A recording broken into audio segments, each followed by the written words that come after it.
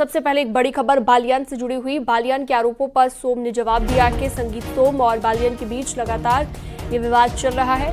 और इसके साथ ही आपको बता दें कि जवाब ये दिया गया है कि पार्टी फोरम में बालियान को अपनी बात रखनी चाहिए। संगीत सोम ने ये कहा है, घर का विवाद बाहर नहीं जाना चाहिए।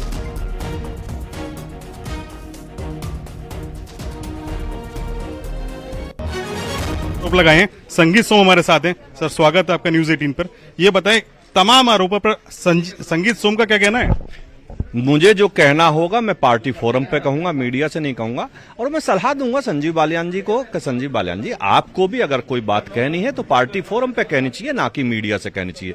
हम घर की अगर कोई आपस में बात विवाद भी है तो वो घर के बाहर नहीं जाना चाहिए। ये तो हम सब लोगों को समझदारी होनी चाहिए कि हम अपनी बात पार्टी फोरम पे कहें। क्या विवाद है? कोई विवाद नहीं है, कोई भैंस नहीं है। ना मेरी उनकी भैंस साझी है, ना मेरी उनकी गाय साझी है, ना मेरी उनके खेत साझी है। मेरा तो कोई विवाद है नहीं। अगर उनका कोई हो तो भैया पूछ लो। चुनाव के पहले से तल्खी चल रही थी, आपने पहले कहा था संजीव बालियान की हैसियत नहीं है मुझसे बात करने की।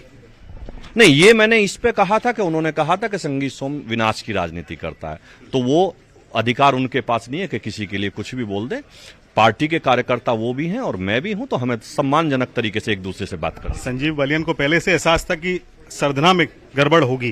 क्या स्थिति है सरधना की? विधानसभा का रिजल्ट सामने आ चुका है, स्थिति क्या है? लेकिन सरधना में तो नहीं हारी ना पार्टी, हारी बुढ़ाना में है। मुझे संजीव बालियान जी ने खुद कहा था जब प्रदेश अध्यक्ष जी और योगी जी बैठे थे कि आप सरधना की चिंता करें, बाकी की चिंता मैं करूंगा। तो उन्होंने जहां की चिंता करी है उनसे पूछिए। मेरी सरधना की चिंता थी, सरधना पर नहीं हारे हैं। अच्छा, राजनीतिक चर्चा भी, एक मुख्यमंत्री ने समझौता कराने का प्रयास किया, क्या बात हुई थी? समझौता तो वहां होगा जहां कोई लड़ाई होती होगी, कोई लड़ाई नहीं थी तो समझौता किस बात का? चुनाव बाद खिसियाहट दिख रही है संजीव बालियान की, ऐसे तमाम आरोप लगा रहे हैं। अब ये उनसे पूछिए, भारतीय जनता पार्टी के कार्यकर्ता है। मैंने फिर कहा कि उन्हें मीडिया के सामने बात ना करके पार्टी फोरम पे बात करनी चाहिए। ये तो हमारे साथ संजीव बालियान, जिनका साफ तौर पर कहना है कि कोई अदावत नहीं है, कोई अदावत नहीं है, लेकिन जो भी तल्खी है वो पार्टी फोरम पे बैठकर निपटाई जाएगी। कैमरामैन अभिषेक शर्मा के साथ न्यूज 18 के लिए निखिल अग्रवाल, मेरठ। और चलिए अब आपको वो भी सुनवाते हैं कि संजीव बालियान ने आखिर क्या कहा था। चुनाव के दौरान संगीत सोम के कई बयान आए, उस बयान का बड़ा नुकसान देखा जा रहा है अगर माना जाए।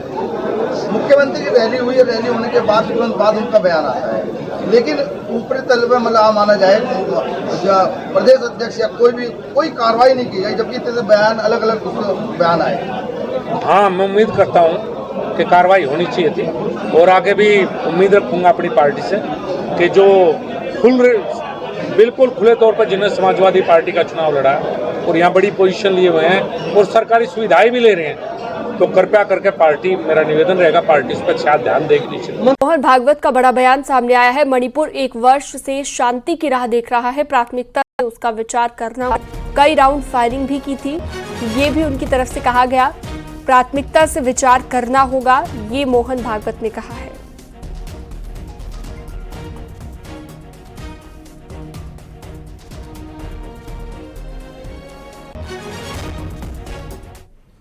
अब 1 साल से मणिपुर शांति की राह देख रहा है।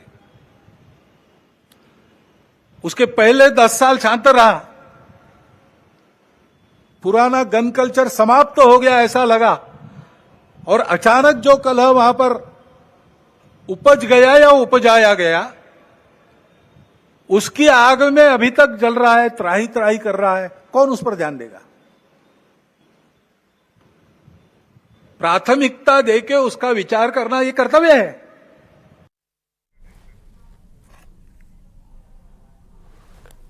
आगे बढ़ते हैं और अब आपको बताते हैं कि इस पर विपक्षी दलों के नेता बीजेपी पर हमलावर हो रहे हैं। सुनते हैं।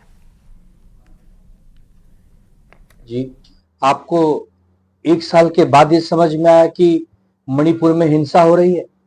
मणिपुर पिछले 1 साल से शांति के लिए इंतजार कर रहा है, ये आपको 2024 में दिख रहा है? हम बार बार मांग कर रहे हैं कि मणिपुर में जिस प्रकार हिंसा हो रही है उसे रोका जाना चाहिए। कल की ही घटना है कि मुख्यमंत्री जो वीरेंद्र सिंह है, उनके काफिले पर हमला हो गया, एक जवान उसमें घायल हो गया। आए दिनों वहां से हिंसात्मक घटनाएं आती हैं, लेकिन केंद्र में बैठी सरकार और राज्य में बैठी सरकार, डबल इंजन की दोनों ही सरकार फेल हो गई है।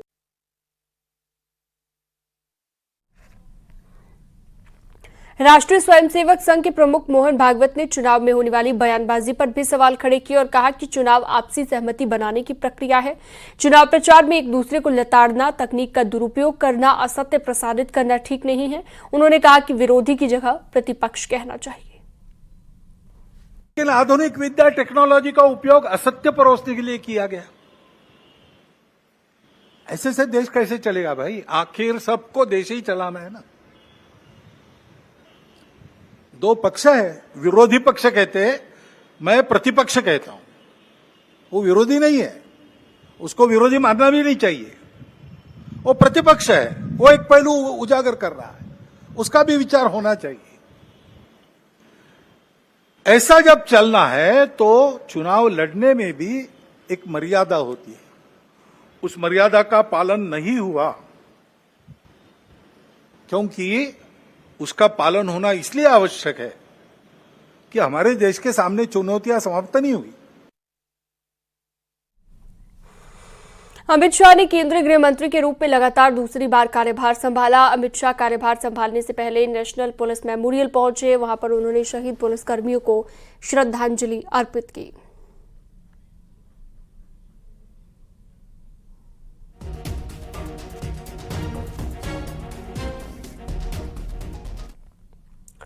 जेपी नड्डा ने स्वास्थ्य मंत्रालय में पदभार ग्रहण किया। इससे पहले वो पार्टी ऑफिस गए और नेताओं से मुलाकात की। नड्डा 2014 से 2019 तक मोदी के पहले मंत्रिमंडल में भी स्वास्थ्य और परिवार कल्याण मंत्री थे। बीजेपी के राष्ट्रीय अध्यक्ष जेपी नड्डा, जिन्होंने नरेंद्र मोदी सरकार के पहले कार्यकाल के दौरान स्वास्थ्य मंत्री का कार्यभार संभाला था, उन्हें एक बार फिर से मंत्रिमंडल में जगह दी गई है। अब उनके पास स्वास्थ्य एवं परिवार कल्याण के साथ साथ रसायन एवं उर्वरक मंत्रालय का प्रभार है। जेपी नड्डा ने स्वास्थ्य मंत्रालय में पदभार ग्रहण किया। इससे पहले वो पार्टी ऑफिस गए और नेताओं से मुलाकात की।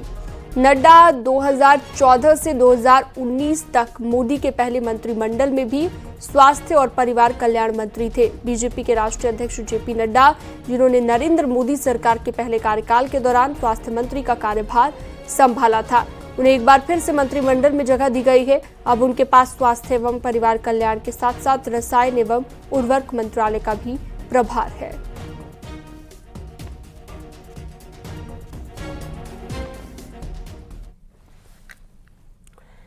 प्रधानमंत्री नरेंद्र मोदी की नई कैबिनेट बनकर तैयार हो गई है। कल यानी कि सोमवार को कैबिनेट के मंत्रालयों का बंटवारा हो गया। आज मंत्रियों ने कार्यभार संभाला। एस जयशंकर ने आज विदेश मंत्री का कार्यभार संभाल लिया है। केंद्रीय मंत्री अश्विनी वैष्णव ने केंद्रीय रेल मंत्री के रूप में मंत्रालय पहुंचकर अपना कार्यभार संभाला। केंद्रीय मंत्री भूपेंद्र यादव ने पर्यावरण, वन एवं जलवायु परिवर्तन मंत्री का कार्यभार संभाला और गिरिराज सिंह ने कपड़ा मंत्री का पदभार आज संभाल लिया है।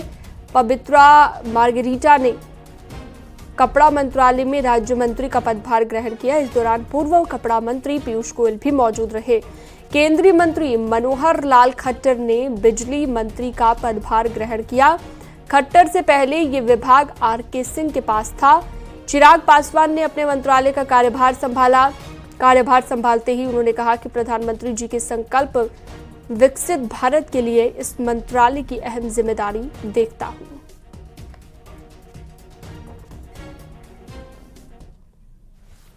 मोदी सरकार में मंत्री जयंत चौधरी ने भी कार्यभार संभाल लिया है। जयंत चौधरी कौशल विकास एवं उद्यमिता मंत्रालय के राज्य मंत्री स्वतंत्र प्रभार, साथ ही शिक्षा मंत्रालय में राज्य मंत्री बने हैं। कीर्तिवर्धन सिंह ने पर्यावरण, वन एवं जलवायु परिवर्तन मंत्रालय में राज्य मंत्री के रूप में कार्यभार संभाला।